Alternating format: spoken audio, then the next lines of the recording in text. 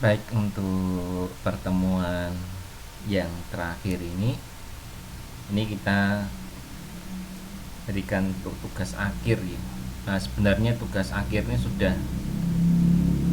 saya wacanakan di awal-awal pertemuan. Jadi proyeknya ini tidak harus dikerjakan saat ini, tapi dari awal sudah disiapkan. Nah, di sini tugas akhir ini untuk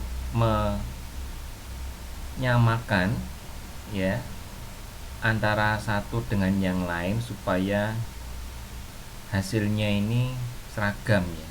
Meskipun inti ceritanya berbeda-beda, tapi untuk formasinya diharapkan sama ya. Nah, nanti tinggal disesuaikan untuk penyesuaian format tugas akhirnya ini ya. Ya, jadi di RPG Maker ini projectnya memang tidak bisa dikerjakan 1 atau 2 hari ya. Nah, mungkin butuh beberapa hari karena kan harus menyiapkan ide ceritanya. Nah, untuk batas akhirnya ya, batas akhir pengumpulan projectnya ini tanggal 31 Januari 2025 ya. Saya berikan waktunya lebih panjang sampai tanggal 31 Januari 2025 ya. Nah, ini di tanggal 31 ini harus sudah selesai projectnya ya. Nah, dikumpulkan nanti saya kumpulkan di Siakap ya. Formatnya nanti dalam bentuk link ya, dalam bentuk link di Google Drive-nya masing-masing.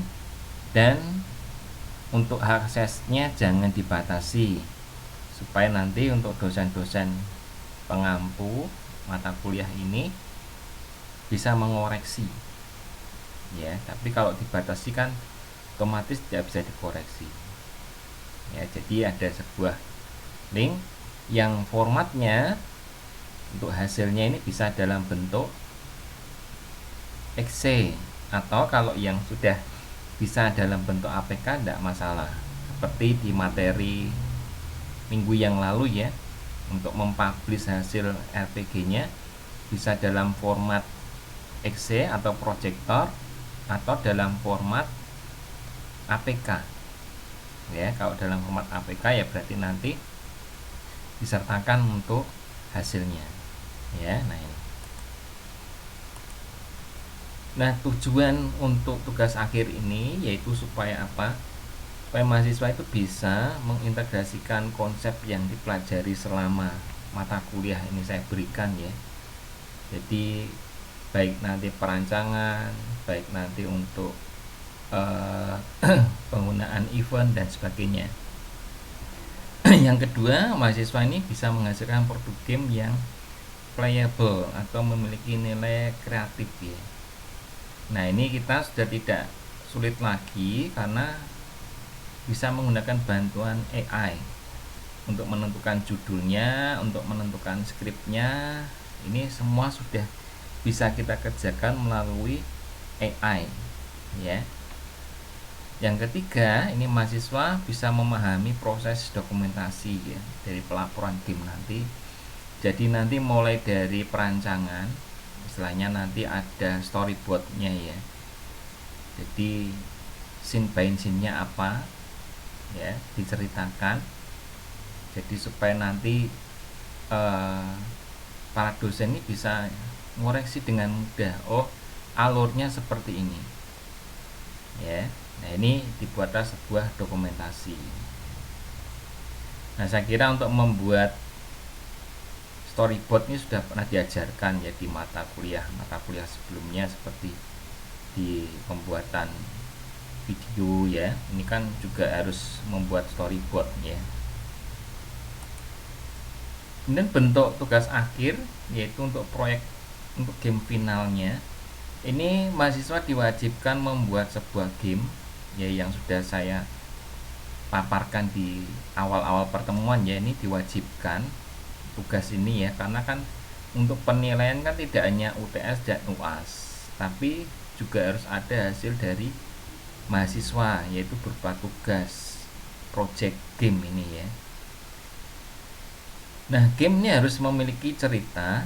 Jadi ceritanya ya apa, misalnya cerita tentang petualangan atau cerita tentang roman ya.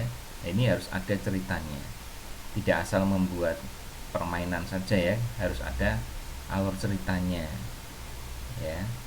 Kemudian karakternya ya, karakter juga sudah pernah ajarkan ya di image generator ya. Ini kan sudah pernah di karakternya itu kan bisa kita ubah-ubah bentuknya ya, karakter generator. Kemudian peta atau mapnya, terus permainan mekanisme dari permainannya ya. Nah, fitur-fiturnya kita menggunakan standar RPG saja, termasuk tilesetnya, gambar-gambarnya juga pernah saya berikan ya caranya, atau tinggal menggunakan template yang sudah ada di mapnya ya. Kemudian sistem pertempuran dan ada plugin. Ini plugin ini tidak harus ya, karena kan harus berbayar juga sih ya kalau kita ingin memberikan plugin ya. Ini plugin bisa diabaikan ya. Kita memanfaatkan fasilitas yang ada di RPG saja di sini ya. Jadi kalau ada yang menggunakan plugin tambahan sih lebih baik ya.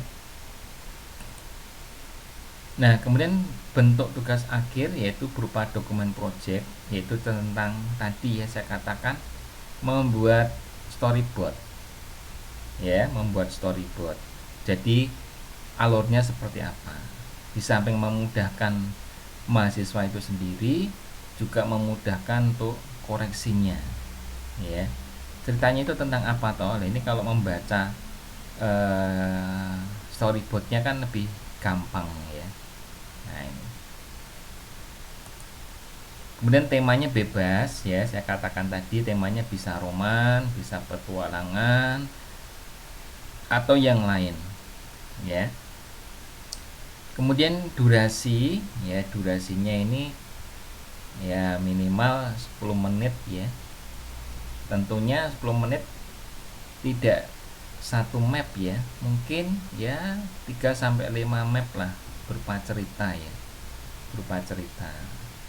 Jadi pada saat dijalankan tuh tidak terlalu cepat, maka dibuatlah tadi storyboard tadi, ceritanya tentang apa ya. Kalau terstruktur kan enak membuat ceritanya, tapi kalau langsung asal-asalan ya mungkin tidak baik ya, mungkin waktunya bisa kurang. Ini minimal ya.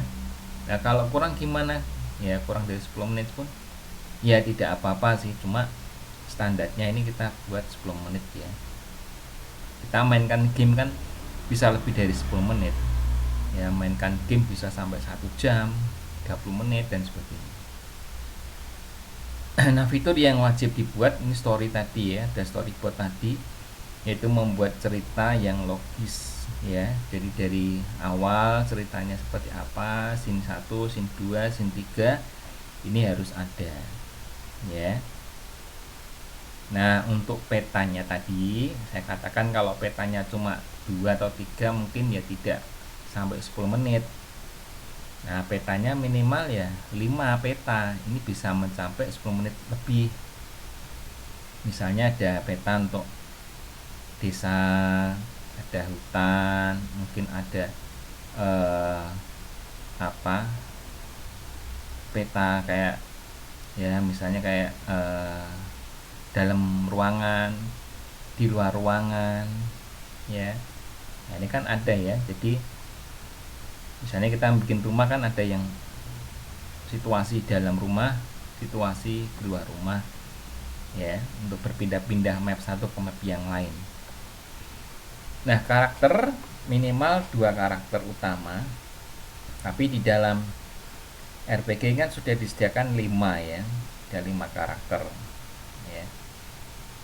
Kemudian sistem pertempurannya ya minimal ada 3 lawan ya, 3 lawan, mulai dari lawan yang ringan, sedang, sampai lawan yang berat.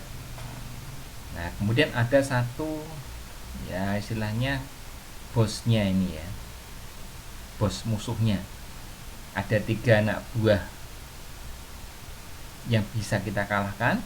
Kemudian ada satu, istilahnya pentolannya ya, bosnya ini ya, yang nanti mungkin pertarungannya lebih hebat lagi. Nah, tentunya di dalam pertempuran ini kan juga harus menyiapkan senjata ya. Ada soft processing juga harus ada, kemudian battle processingnya ya, semua sudah saya berikan ya untuk sistem pertempurannya. Nah, itu saja nanti yang harus dikerjakan. Jadi batas waktunya ya, saya berikan untuk batas waktunya. Jadi untuk batas waktu pengumpulan,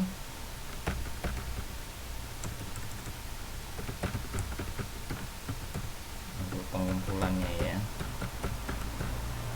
jadi formatnya bisa berupa projector atau exe ya, atau dalam bentuk APK ya. Kemudian disimpan ya, disimpan dalam satu folder yang berisi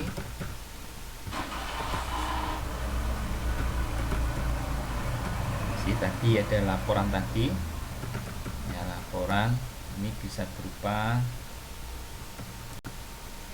storyboard tadi ya,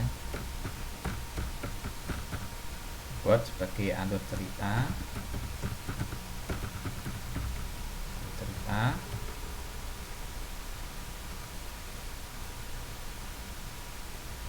terus hasil tadi ya, hasil publishnya ya, jadi berupa berupa exe atau PK ya. Kemudian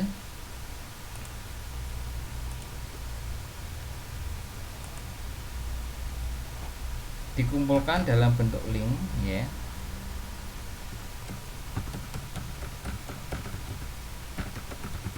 dalam bentuk link di Google Drive-nya masing-masing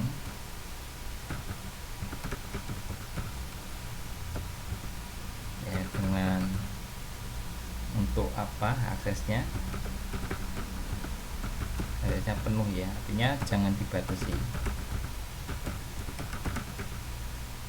Nah, kemudian untuk batas pengumpulannya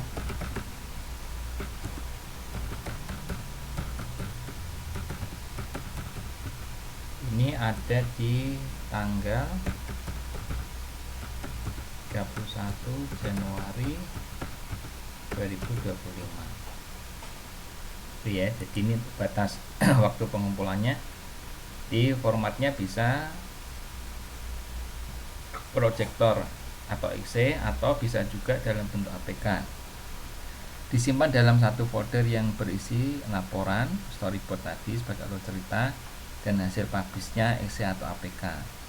Dan dikumpulkan dalam bentuk link Google Drive-nya masing-masing dengan akses penuh dan jangan dibatasi. Ini nanti dikumpulkan ya, di linknya.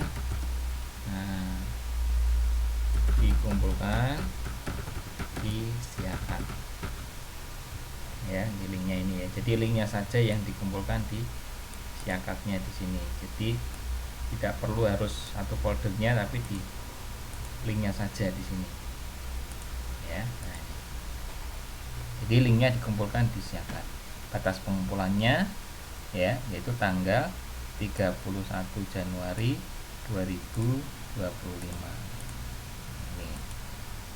Itu ya, itu yang bisa saya sampaikan untuk pertemuan akhir ini, dan sudah tidak ada materi ya, tinggal menyelesaikan tugasnya. Kalau sudah dibuat dari awal ya, tinggal dikumpulkan saja, lebih cepat lebih baik ya. Jadi nanti tidak tergesa-gesa ya dalam mengerjakan, karena ini kan masih, kalau yang belum kan masih ada waktu ini ya, ada kan mulai tanggal 15 ya, masih ada waktu 2 minggu lah ya, 2 minggu sampai nanti tanggal 31 ini sudah terselesaikan semuanya ya.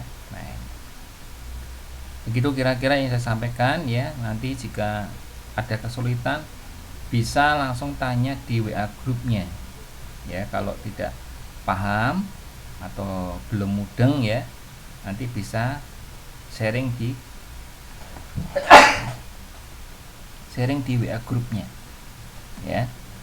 Jadi ini kok belum jelas Pak, lah ini bisa tanya di dosen masing-masing cabang ya, melalui grup WA. Nah ini juga harus tahu waktu ya, kalau pas jam kerja ya, jangan sampai nanti pas hari libur atau pas malam hari WA ya, itu tidak etis ya. Kalau bisa ya pas jam kerja ya, jam 8 pagi sampai nanti jam 4 sore ya. Nah, itu kira-kira, silakan dikerjakan dan tetap semangat. Terima kasih, Tuhan memberkati.